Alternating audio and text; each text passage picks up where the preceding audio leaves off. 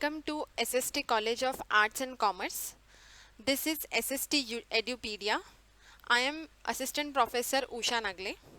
आज आपण TYBA इकॉनॉमिक्सच्या same 5 मधील मायक्रो इकॉनॉमिक्स या पेपरच्या प्राइस डिस्क्रिमिनेशन या टॉपिक बद्दल जाणून घेणार आहोत.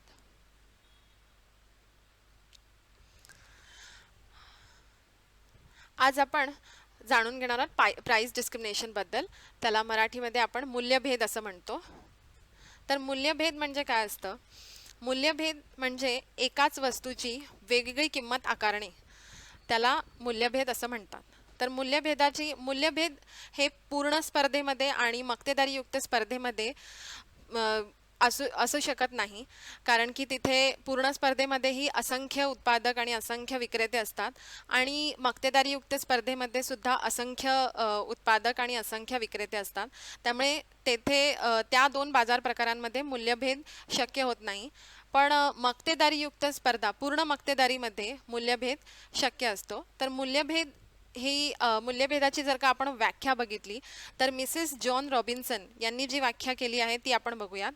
एकाच उत्पादनाच्या वेगवेगळ्या किमती आकारणे किंवा भिन्नता असलेल्या वस्तूंसाठी एकच किंमत आकारणे म्हणजे मूल्यभेद होय. एकाच उत्पादनाच्या म्हणजे एकाच वस्तूच्या वेगवेगळ्या किमती आकारणे त्यालाच मूल्यभेद असे म्हणतो. स्टिग्लर यांनी जी व्याख्या केली आहे ती बघूयात आपण. विविध वस्तूंची त्यांच्या सीमांत उत्पादन खर्चाशी प्रमाणशीर नसलेल्या किमतींना विक्री करणे म्हणजे मूल्यभेद होय. म्हणजे सीमांत खर्चाशी प्रमाणशीर नसते, सीमांत खर्चापेक्षा कमी किंमत लावणे किंवा त्या सीमांत खर्चाशी प्रमाणशीर नसलेल्या किमतींना जर विविध वस्तूंची जर का विक्री केली तर त्याला मूल्यभेद असं म्हणतात. मूल्यभेदाचे प्रकार पाहूयात आपण. मूल्यभेदाचे प्रकार आहेत. पहिला प्रकार आहे व्यक्तीनुसार मूल्यभेद. आता व्यक्तीनुसार मूल्यभेद म्हणजे आपण बघतो की आता समजा आपण रेल्वे स्टेशनवर गेलो तर तिथे फॉरेनर्स असतात आणि म्हणजे ते रेल्वे स्टेशनवरचे जे दुकानं असतात त्यांच्याकडे फॉरेनर्स मिनरल वॉटर घ्यायला जातात, पाणी. तर पाणी घ्यायला गेलो तर त्यांच्यासाठी वेगळी किंमत असते आणि आपल्यासाठी जे आपण इथले जे नागरिक आहोत आपल्यासाठी ते दुकानदार असतात ते वेगळी किंमत आकारतात. म्हणजे प्रत्येक व्यक्तीनुसार ते वेगळी किंमत आकारतात, त्याला व्यक्ती मूल्यभेद म्हणतात. म्हणजे आता समजा बस सेवा असते, महाराष्ट्र राज्याची बस सेवा जी आहे महामंडळ, त्याच्यामध्ये आपण बघतो की अपंगांसाठी वेगळी किंमत आकारली जाते, वृद्धांसाठी वेगळी किंमत. तर तिथे आपण बघतो की व्यक्ती मूल्यभेद त्याला म्हणतात. दुसरा आहे उपयोग मूल्यभेद, ज्याच्यामध्ये उपयोगानुसार प्रत्येक म्हणजे एखाद्या वस्तूची किंवा सेवेची वेगवेगळी किंमत आकारली जाते. आता याला उदाहरणार्थ आपण बघितलं की महाराष्ट्र राज्य विद्युत मंडळ हे जे वीज सेवा पुरवतात त्या वीज सेवेचा उपयोग काय काय असतो? घरगुती उपयोग असतो किंवा उद्योगधंद्यांसाठी ही सेवा वापरली जाते किंवा शेतीसाठी. तर प्रत्येक वापरासाठी महाराष्ट्र राज्य सरकार जे आहे ते वेगवेगळी किंमत आकारते. म्हणजे घरगुती वापरासाठी तुम्ही जर बघितलं तर विजेचे दर वेगळे आहेत किंवा उद्योगधंद्यांसाठी विजेचे दर वेगळे आहेत किंवा शेतीसाठी विजेचे दर वेगळे आहेत, त्याला उपयोग मूल्यभेद असं म्हणतात. तिसरा आहे स्थान मूल्यभेद. स्थानानुसार मूल्यभेद म्हणजे एखाद्या वस्तूची किंमत एखाद्या स्थाना ठिकाणी वेगळी किंमत आकारणे. म्हणजे समजा आपण उदाहरण घेतलं की महाराष्ट्रामध्ये एकच वस्तू आहे, एकच उत्पादक आहे, त्याने महाराष्ट्रामध्ये त्याची किंमत वेगळी आकारली आणि समजा एखादा बाजूचा आपला गुजरात घेतला आपण, तर गुजरातमध्ये वेगळी किंमत आकारली, तर त्याला स्थानानुसार मूल्यभेद करणं असं म्हणतात. चौथा आहे वेळेनुसार मूल्यभेद. वेळेनुसार म्हणजे प्रत्येक दिवसातल्या आपल्या जे वेळा असतात त्या वेळेनुसार मूल्यभेद करणे. म्हणजे आता समजा तुम्ही आता तंत्रज्ञान एवढं पुढे गेलेलं आहे की आपण ओला किंवा उबेरवरती आपण रिक्षा, ऑटो किंवा कार वगैरे बुक करतो. त्यामध्ये आपण बघतो की जे पीक आवर्स असतात म्हणजे सकाळच्या वेळेत आणि संध्याकाळच्या वेळेत जेव्हा जास्तीत जास्त ह्या गाड्यांची बुकिंग होते त्यावेळेस त्यांची किंमत, त्यांचे जे दर असतात ते जास्त असतात आणि मधल्या वेळेत त्यांचे दर कमी असतात किंवा काही सण असतील, फेस्टिवल्स असतील, तर त्यावेळेसही आपण बघतो की त्यांचे दर वेगळे असतात आणि इतर नॉर्मल दिवशी त्यांचे दर वेगळे असतात. तर त्याला आपण वेळेनुसार मूल्यभेद असं म्हणतो. पुढे आहे मूल्यभेदांच्या तीव्रतेवरून मूल्यभेदाचे प्रकार. म्हणजे मूल्यभेद करण्याची म्हणजे तीव्रता की किती जास्त शोषण होतंय ग्राहकांचं त्याच्यावरून तर प्राचार्य AC पिगू यांनी मूल्यभेदाच्या तीव्रतेवरून मूल्यभेदाचे पुढील प्रमाणे प्रकार मांडले आहेत. आणि जर तुम्ही बघितलं की हे जे 3 प्रकार आहेत याच्यामध्ये आपण जे आता प्रकार बघितले व्यक्तीनुसार किंवा वेळेनुसार किंवा स्थानानुसार उपयोगानुसार ते याच्यामध्ये त्यांनी कन्सिडर केलेले आहेत. म्हणजे पहिल्या दर्जाचा मूल्यभेद फर्स्ट डिग्री प्राइस डिस्क्रिमिनेशन याच्यामध्ये काय असतं, प्रत्येक व्यक्तीकडून वेगवेगळी प्रत्येक वस्तूची वेगवेगळी किंमत आकारली जाते. मग आपण जे व्यक्ती मूल्यभेद पाहिलं ते याच्यातच मोडतं. पहिल्या दर्जाचा मूल्यभेद याच्यामध्ये ग्राहकांचं जे आहे जास्तीत जास्त शोषण होतं. त्यानंतर आहे दुसऱ्या दर्जाचा मूल्यभेद. याच्यामध्ये जे उत्पादक असतात ते काय करतात, म्हणजे जो मक्तेदार असतो तो काय करतो, आपले जे ग्राहक असतात त्यांची वेगवेगळ्या गटांमध्ये विभागणी करतो. म्हणजे आता आपण बघितलं की रेल्वेमध्ये आपण बघतो की जे पॅसेंजर्स असतात त्यांची कशी विभागणी होते, फर्स्ट क्लास आणि सेकंड क्लास अशी विभागणी करून त्यांच्याकडून वेगवेगळे दर आकारले जातात. त्याला आपण दुसऱ्या दर्जाचा मूल्यभेद असं म्हणतो. तिसऱ्या दर्जाचा मूल्यभेद जेव्हा मक्तेदार त्याच्या एकूण बाजाराचा वेगवेगळ्या उपबाजारांमध्ये जेव्हा त्या बाजाराची विभागणी करतो आणि त्या उपबाजारांमध्ये जेव्हा वेगवेगळी किंमत आकारतो त्याला आपण तिसऱ्या दर्जाचा मूल्यभेद असं म्हणतो. आता मूल्यभेद केव्हा शक्य असतो, तर पहिला आहे उपबाजारांतील पुरेसं अंतर. म्हणजे उपबाजारांमध्ये जर का पुरेसं अंतर असेल, म्हणजे ग्राहकांना एका बाजारातून दुसऱ्या बाजारात तीच वस्तू आणायला जाण्यासाठी जर का शक्य होत नसेल तर मूल्यभेद करणं शक्य असतं. म्हणजे मक्तेदार मग त्यांच्याकडून वेगवेगळ्या बाजारातून मूल्यभेद, म्हणजे एका बाजारातून आपण समजा बघितलं की त्या बाजारात किंमत कमी आहे तर आपण इथून जाऊन तिकडे वस्तू विकत घ्यायला गेलो तर ते जर शक्य नसेल तरच मूल्यभेद होऊ शकतं. अदरवाईज जर का एका बाजारातून दुसऱ्या बाजारात जाणं शक्य असेल, अंतर कमी असेल तर ग्राहक जे आहेत ते दुसऱ्या बाजारात जाऊन वस्तू घेऊ शकतात. दुसरं आहे वस्तूंचं स्वरूप. वस्तूंच्या स्वरूपानुसार वस्तूंचं स्वरूप जर का तसं असेल, वेगवेगळं असेल तर मूल्यभेद करणे शक्य असतो. आता उदाहरणार्थ समजा आपण पाहिलं की केश कर्तनालयात आपण जातो तर प्रत्येकजण वेगवेगळ्या प्रकारची हेअर कटिंग करतं. वैद्यकीय सेवेमध्ये प्रत्येकाची ट्रीटमेंट वेगळी असते, त्यानुसार मग त्यांच्याकडून प्रत्येकाकडून वेगवेगळी किंमत आकारणे त्यांना शक्य होते, मग तिथे मूल्यभेद शक्य होतो. तिसरं आहे ग्राहकांचे पूर्वग्रह.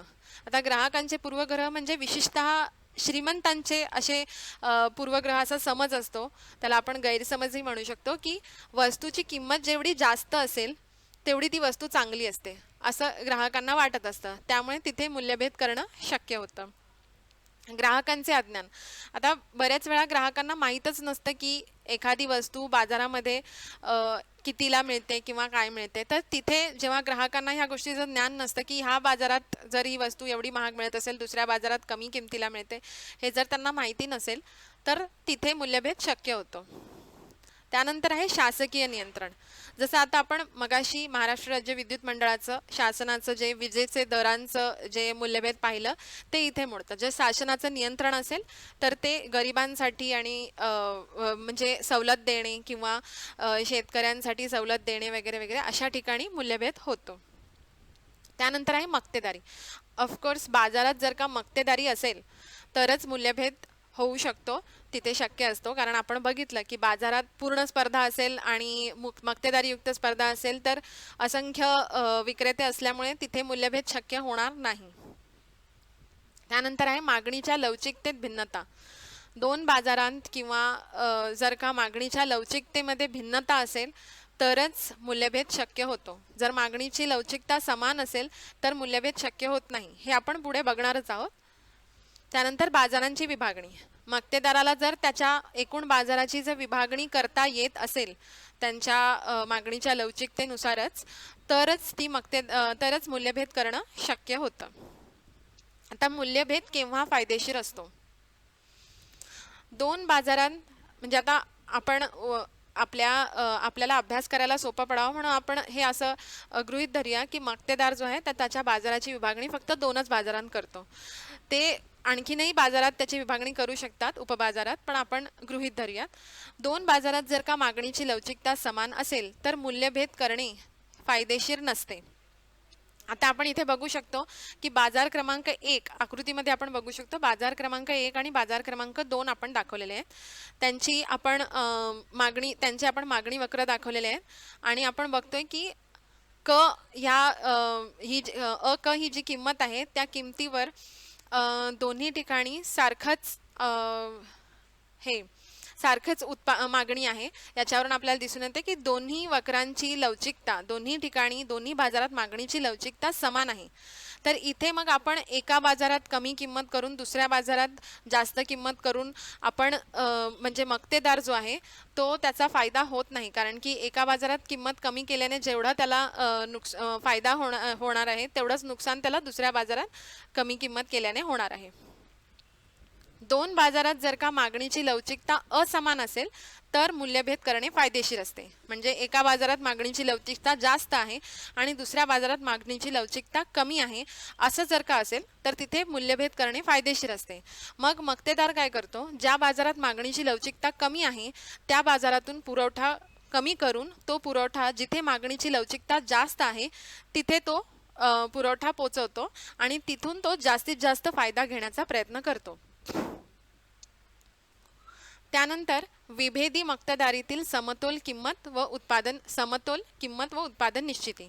आपण पूर्ण मक्तेदारीमध्ये जे आपण मागच्या आपल्या व्हिडिओमध्ये पूर्ण मक्तेदारी पाहिलं होतं त्याच्यामध्ये आपण पाहिलं होतं की पूर्ण मक्तेदारीमध्ये जेव्हा मक्तेदार मूल्यभेद करत नाही तेव्हा त्याची उत्पादन निश्चिती आणि समतोल कसा राखतो ते आपण पाहिलं होतं. आता इथे आपण जेव्हा मक्तेदार मूल्यभेद करतो तेव्हा त्याचा समतोल कसा राखला जातो आणि उत्पादन निश्चिती किंवा किंमत निश्चिती कशी होते हे आपण पुढे आकृतीद्वारे समजून घेऊयात.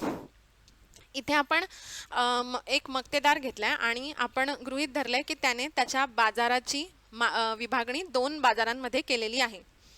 बाजार क्रमांक 1, बाजार क्रमांक 2 आणि तिसऱ्या आकृतीमध्ये आपण एकूण बाजार दाखवलेला आहे मक्तेदाराचा.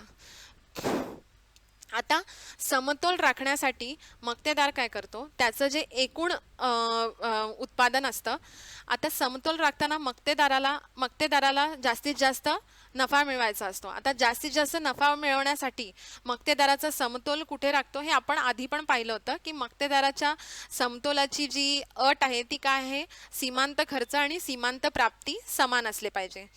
आता इथे एकूण बाजारामध्ये आधी मक्तेदार एकूण बाजाराकडे आपलं लक्ष केंद्रित करतो, जिथे तो एकूण सीमांत प्राप्ती ही त्याच्या सीमांत खर्चाबरोबर आहे की नाही ते बघतो. मग जिथे त्याची एकूण सीमांत प्राप्ती ही सीमांत खर्च वक्र ह्याला छेदते तो बिंदू आहे स. आपण इथे बघू शकतो आकृतीमध्ये एकूण बाजार ही जी आकृती आहे त्याच्यामध्ये आपण बघू शकतो की त्याचा सीमांत खर्च आणि एकूण सीमांत प्राप्ती जिथे एकमेकांना छेदते तो बिंदू आहे स. त्यानुसार मग तिथून मक्तेदार जो आहे तो आपली उत्पादन निश्चिती करतो, ते म्हणजे न एवढं उत्पादन घ्यायचं तो ठरवतो. आता याच्यानंतर तो दोन बाजारांमध्ये या उत्पादनाची विभागणी कशी करतो ते आपण पाहूयात. तो विभागणी करताना काय करतो की बाजार 1 मधील सीमांत प्राप्ती आणि बाजार 2 मधील सीमांत प्राप्ती हे समान आहेत की नाही हे बघतो. ते समान असतील तरच त्याला ते फायद्याचं असतं, अदरवाईज ते त्याला फायद्याचं नसतं. मग आता आपण इथे बघू शकतो की जर का आपण आकृतीमध्ये पाहिलं की जिथे सीमांत खर्च आणि परत ती बाजार 1 मधील सीमांत प्राप्ती आणि बाजार 2 मधील सीमांत प्राप्ती ही सीमांत खर्चाबरोबरच असली पाहिजे. आता ह्या दोन्ही गोष्टी जर का आपण बघितल्या तर त्या होत आहेत आपल्या बाजार क्रमांक 1 मध्ये S1 या बिंदूपाशी आणि बाजार क्रमांक 2 मध्ये S2 या बिंदूपाशी. आणि तिथून आपल्या हे लक्षात येते की बाजार क्रमांक 2 मध्ये मक्तेदार जो आहे तो n2 एवढं पुरवठा करतोय आणि बाजार क्रमांक 1 मध्ये n1 एवढा पुरवठा करतोय. इथे आपण बघू शकतो की जिथे लवचिकता जास्त आहे तिथे त्याने जास्त पुरवठा केलेला आहे आणि जिथे मागणीची लवचिकता कमी आहे तिथे त्याने कमी पुरवठा केलेला आहे. त्यामुळे त्याच्या किमतीतही फरक आहे ते आपण बघू शकतो.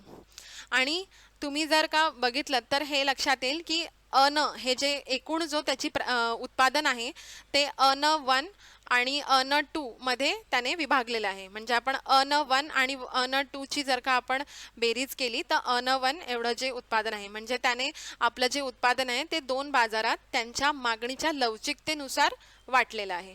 आणि मग इथे आपण बघू शकतो की इथे त्याचा समतोल राखला जातो आणि इथे त्याची किंमत निश्चिती. मग दोन बाजारातून आपण बघू शकतो की त्याने वेगवेगळी किंमत आकारलेली आहे आणि त्याचं उत्पादन त्याने दोन बाजारात कशा प्रकारे वाटलेलं आहे आपल्याला इथे दिसतंय.